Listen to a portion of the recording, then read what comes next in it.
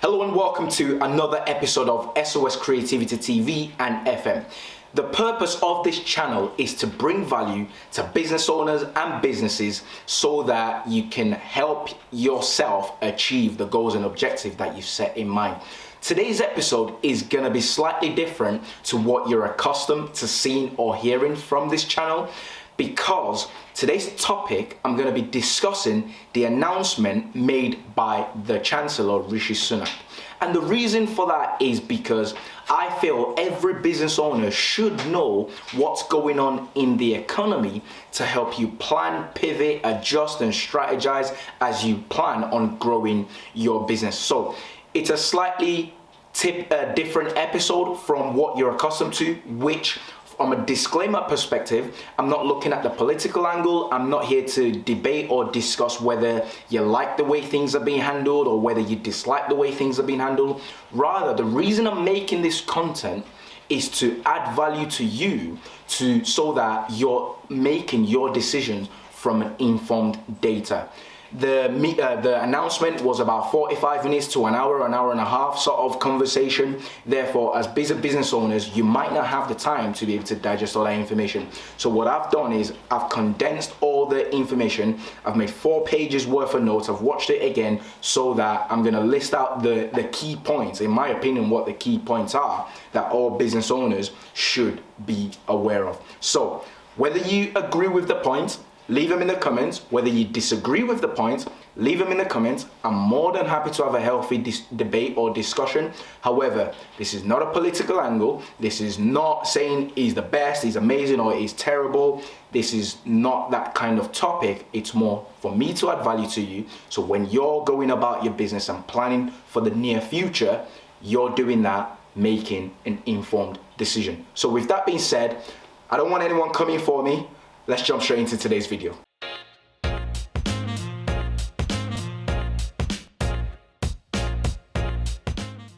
So like I mentioned, I've made 4 pages worth of notes. If you're watching the video, you can see those in my hands, and I'm gonna cover the key points.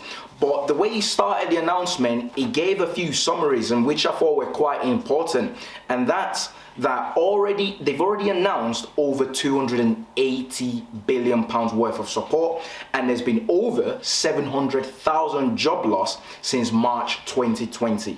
The economy has shrunk by 10%, which is the largest fall in over 300 years. That's very, very important to see the impact that the pandemic is having. 10% shrinkage, the largest in over 300 years. And it's also the highest borrowing outside of wartime. But what the Chancellor did was he's put together a 3-part plan on how we protect jobs and the livelihoods of the British people. Those were his words. Like I said, this content is not to praise him or to loathe him. It's not to say he's doing a great job or he's doing a terrible job. It's more to give you the facts, so when you're making your decision, you're doing it from an informed position. 3 parts are: part 1 is to do what it takes to support. The second part is to then begin fixing the public finances. And finally, the third part is to begin the rebuilding work from today. So extra sort of summary that he gave before we jump into part 1 was that more than 20 million people has been vaccinated in the UK, which I believe the UK has a population of about 60 million there or thereabouts, which means about 1/3 of the population has been vaccinated, which is a great thing, because no doubt the work that the frontline workers, the NHS and everybody involved is doing to get the entire country vaccinated, that number is going to keep increasing.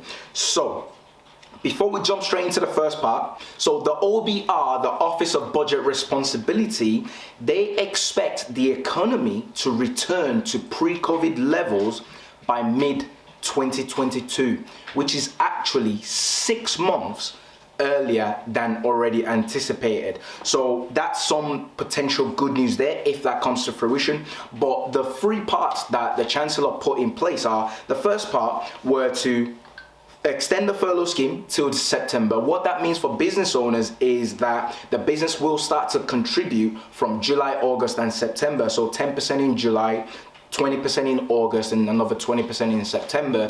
As you know, the government is providing 80% of the wages through the furlough scheme, which also leads into the self-employed support. So there's going to be extra self-employed support till September, and there's going to be a fourth grant for February to April, a fifth and final one from May onwards. What that breaks down into is that the fourth grant will get you 80% of your profits, but then the fifth one is an average of your 3 months profit. So how do you receive those grants? Well, if your turnover is falling 30% or more, you will receive the full 80% grant. But if your turnover is falling less than 30%, you'll only receive 30% of the grant. There was a lot of arguments when the first self-employment support came in because a lot of newly self-employed people missed out. But what is being announced is that new self-employed people, as long as you filed by the 2nd of March 2021, you will also qualify for the 4th and the 5th grant, which then totals the support for self-employed people to a total of £33 billion spent supporting the self-employed. Another thing business owners should pay attention to is the national living wage is set to increase as well from April. That's going to go up to £8.91. But there's going to be a lot of restart programs, things like Kickstart scheme, lifetime skills guarantees to help people get better jobs. So the angle they're going for here is to upskill people. Are you happy with it? Is it a good plan? Is it a terrible plan? Like I said, more than happy to leave your comments in the comment section, but this is not a content for me to praise or dispraise what's happening. As well as that, to help businesses, the apprentice incentive is going to be doubled to £3,000 for all new hires, but there's going to be £126 million of new funds for traineeship. They've made a great plan in terms of we want to upskill people. There's so many people complaining about just people getting different benefits and stuff. There should be plans in place to actually upskill people into the workforce, and they're saying there's going to be £126 million set aside for that. Then there's going to be other things for businesses such as restart grants, which is going to start from April because non-essential retail are going to start opening up. If you're a non-essential retail, you can actually qualify for up to £6,000 grant for your premises. If you're in the hospitality and leisure sector, because whether you want to argue the toss or not, it's clear to see that that industry is probably the one that's been affected the most. So they're getting a grant of up to £18,000, which means £5 billion of new grants in addition to the £20 billion already provided. So there's going to be a total of £25 billion cash support for businesses. If you're in the art, culture, sporting institute, there's going to be £700 million provided for people in that industry. And then as part of the part one of doing whatever it takes, helping businesses go through it, there's going to be some new recovery loan schemes. Those ones are meant to replace the bounce back loans, the C-bills. If you know or don't know about those products, those were some of the loans that the government backed during the first initiation of the government support in businesses. So as those phase out, there's going to be some new recovery loans kick-starting where the government is going to be providing the guarantee for 80% of whatever's lent, and you can apply from £25,000 to £10 million in loan, which will end in December 2021. In addition to everything else, the business rates holiday is going to continue till the end of June, which means 2/3 discount subsequently for 9 months. So the first sort of 3 months as subside, but they're carrying that over for the remaining 9 months of the business rate sort of year, and that equates to £2 million for the businesses that have been closed, which equates to £6 billion tax cuts for all businesses. So those are the business rates that you have to pay when you own premises. They're keeping that holiday. In addition, the 5% VAT is extending again for 6 more months. So 30th of September that's when that's going to wrap up. So especially for the hospitality business, I previously talked about how they've been affected. So the government's looking at extending that for another 6 months. After that 6 months subsides, rather than it going straight back to the 20%, it's going to go to 12.5% VAT for another 6 months before back to 20% in April 2022. That brings another total tax cut of £5 billion. So for the property side of things, if you're in the property space, you may or may not know this, that the 500,000 nil rate is being extended again. They extended it till end of March, but they've now extended that even further to the 30th of June, which means you don't have to pay any sort of tax for properties within that threshold. Then properties 250, it's going to become £250,000 till the end of September before it going back to the normal levels of £125,000 from the 1st of October. So those are the stamp duty costs. But in addition to that, to keep the economy thriving, especially in the property space, which has been really busy in the pandemic, the government are going to be backing lenders that can offer a 5% deposit, so a 95% LTV mortgages for people looking to buy their new homes. So to summarize all the things that was said for part one, there's additional £65 billion measures over 2021 and 2022. The total COVID support package for 21 and 22 totals £352 billion, but the total fiscal support package for 21 and 22 equates to £407 billion. £355 billion have been borrowed in 2021, which equates to 17% of the national income. So if you think about it, you make £100,000 a year, you've borrowed £17,000. That's the equation of that borrowing for 2021, 355 billion.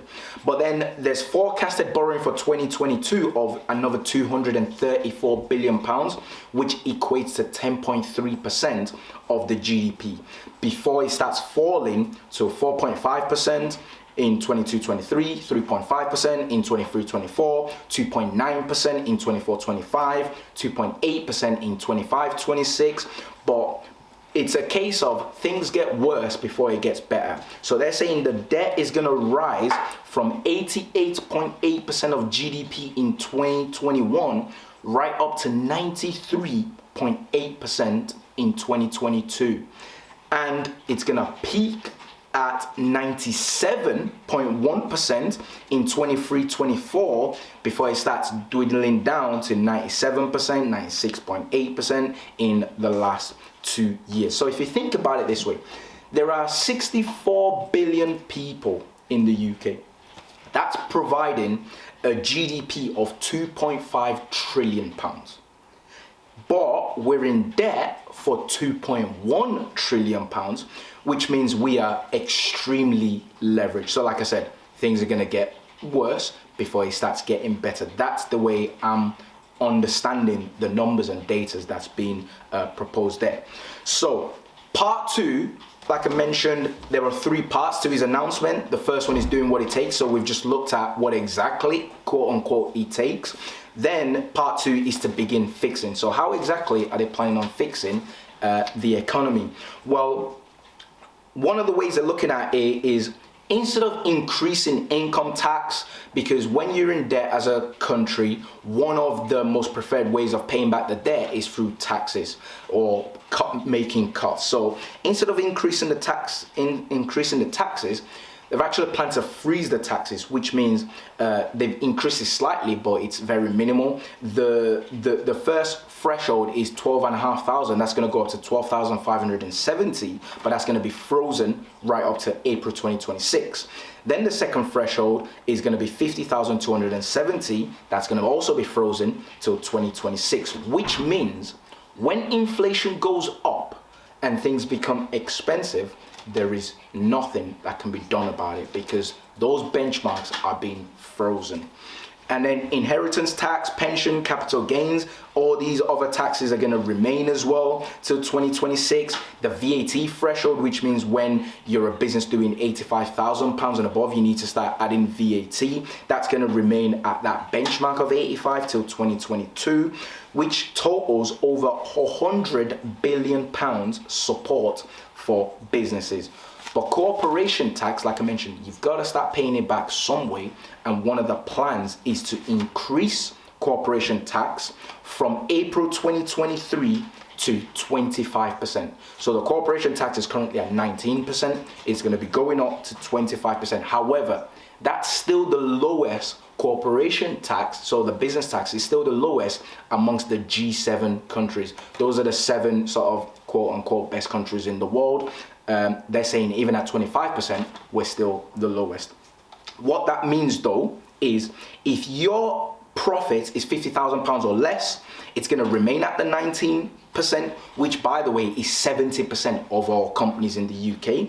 If it's £50,000 or more, then it's going to taper down, which means it's going to gradually sort of go up or down depending on what level you're in, and right up to 250,000 profits plus, which is where you're going to be paying that 25%, which accounts for 10% of all businesses.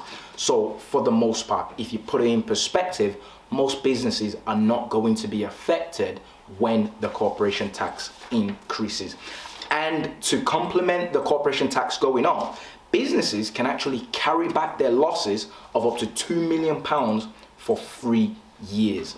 And if you're in the financial sort of space, banking especially, there's an additional sort of 8% surcharge that you have to pay on top of your corporation tax. They're also making plans to reduce this. So that covers part 2, because it summarized and said, what are the solutions? Well, 1, you can leave it for someone else to deal with, which is a case of, that's not my problem. We're not going down that route. You can find savings from public spending, which is looking at ways to make a lot of cuts so you can pay back some of those debts. We're not going down that route, not immediately anyway. And then the third one is you can increase tax. Like I mentioned before, one of the preferred ways is usually to increase tax, but we're not doing that immediately.